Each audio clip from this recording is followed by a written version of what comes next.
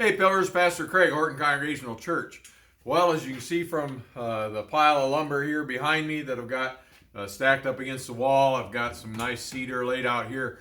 Finally, after 25 years or so of having open spaces in the knee wall up in Lori's sewing room, I've decided it's time to finish those off.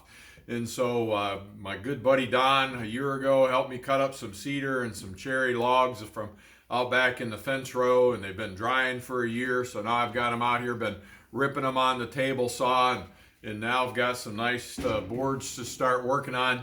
You know, I remember that adage, that saying that you measure twice and cut once. So it's nice to make sure that you've got things right. Not every one of these was cut exactly right.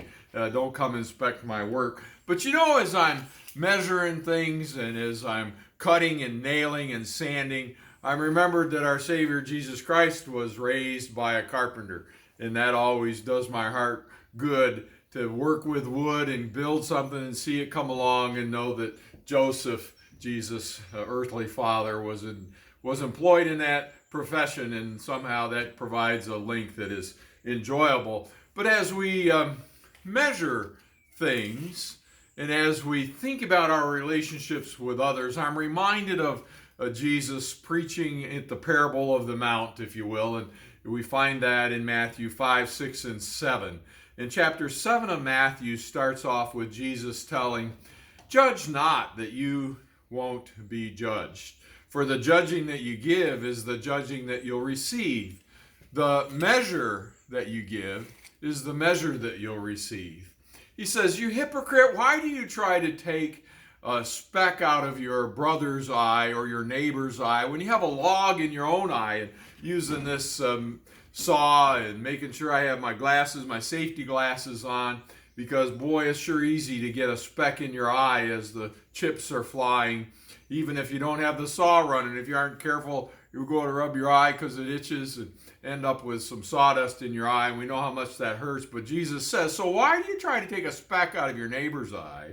As he's talking about this judging others, as he's talking about being careful the measure that we use when looking at other people, because we're going to be judged by that same tape measure that we've used to judge others, is what that the measure that you give is the measure you'll receive. Oh, it may also mean the measure with which we give alms or give charitably is the same measure that it will come back to us. He uses it in that kind of a frame. Another place in the Gospels it's recorded that way. But when we're talking about judging, it's the same measure to see if we measure up. And if we're measuring others, we got to be awful careful, because we're going to be measured by the same tape if we're not careful. So back to the log and the speck. Jesus says, first take the log out of your own eye. First worry about yourself. Then worry about your neighbor or your friend as you're going about judging, as you're going about evaluating whether people are behaving the way they're supposed to, whether they are measuring up to our expectation of Christianity or of their behavior. You know, we've got to be so careful of that. We know from words from the Old Testament that God looks upon the heart. Don't look at the stature of people. God looks upon the heart. And it's up to God, up to Jesus Christ, to be judge of mankind, not us to be judge of mankind. Worry about what it is that's happening in your life. Worry about your heart. Worry about the things that you can control first. Oh, it doesn't mean we're not to be discerning. It doesn't mean that we're supposed to turn our back on evil. It doesn't mean that we're supposed to be apathetic or accept everything as being okay. That's not what that means. It just means be very careful when you're pulling out the measuring tape. Be very careful when you're measuring twice before you cut once. Be very careful about worrying so much what other people are doing.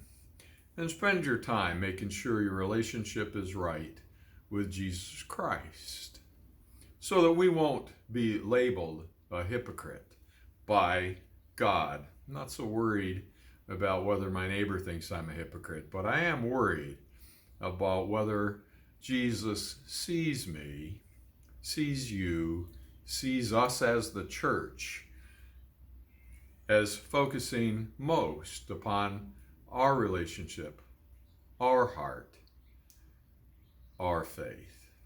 May God grant you the discernment to be able to judge what's right and wrong in your life first before you judge others. That's my prayer for you as we end 2023, start off into 2024.